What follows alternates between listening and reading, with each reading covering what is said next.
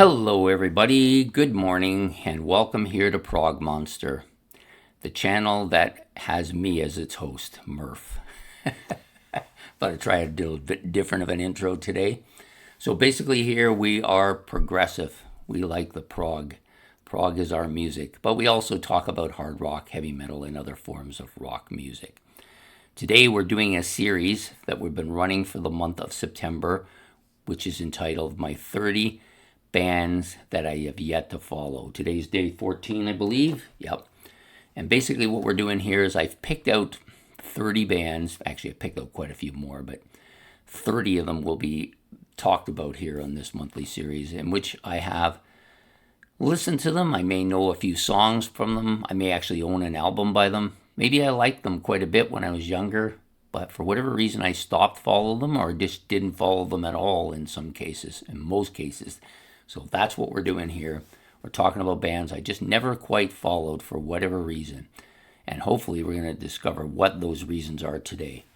So today's band I've chosen for day number 14, the Dire Straits. Now this album was recently done on my look back at a classic rock album. So if you want to see my breakdown of that album, you can go back and look for that on my playlist of my look back albums. So this one I did, and this is a great album.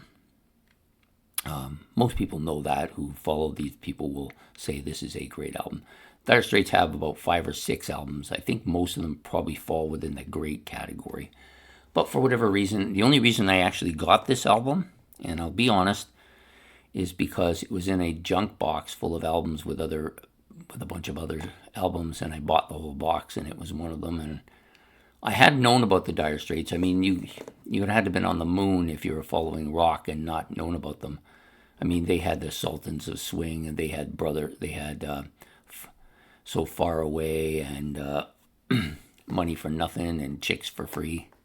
I mean, I knew these songs. I liked them all, and I just never went past it. I think part of it is because I always thought of them as kind of a new wave-ish band, and they were only going to last for a short period of time, and their music would just wear on me real quickly, and I wouldn't want to follow them. These are all kind of justifications I made when I was young. I had great musical justifications back then, and I used to think it was critiquing, and so that I wouldn't waste my time. But the truth of the matter is I just didn't have any skills. That's all there was to it.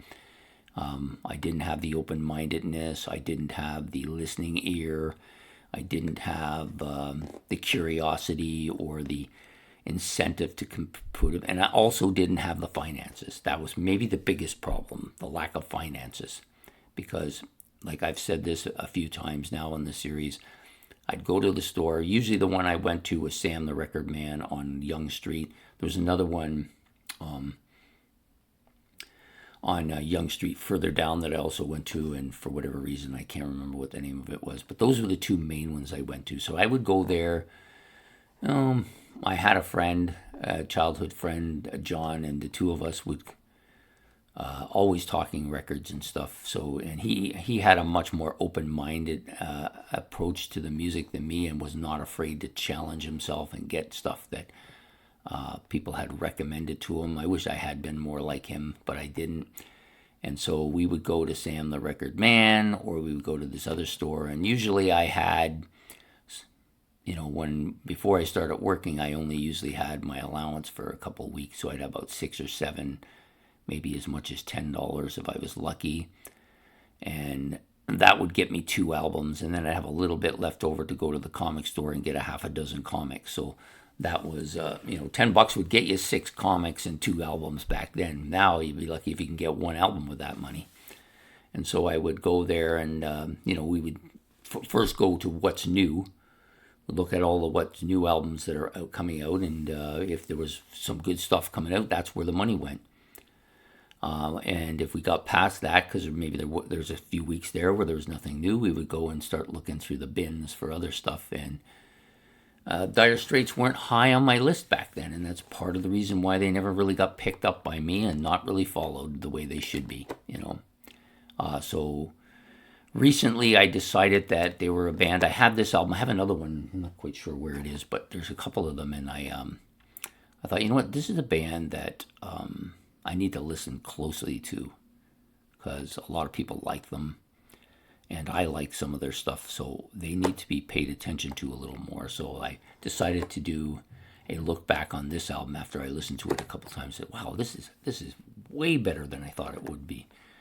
And so I quite like this. This actually kind of reminds me a little bit of Men at Work. I had the same kind of approach to them. I didn't really think there was going to be much there other than a couple of radio songs that I knew, and I've actually loved that album too. And this one's kind of that same feeling is going on here with this album. And so I knew that they had to be a band that had to come in here for today. I probably talked longer about them than most of the bands on this series because I was absolutely kind of surprised. So they may be making that jump right now from a band that I never quite followed to a band that I will definitely follow. I feel like that's going to happen here. And so if I've gained nothing from this series, I've gained that one thing.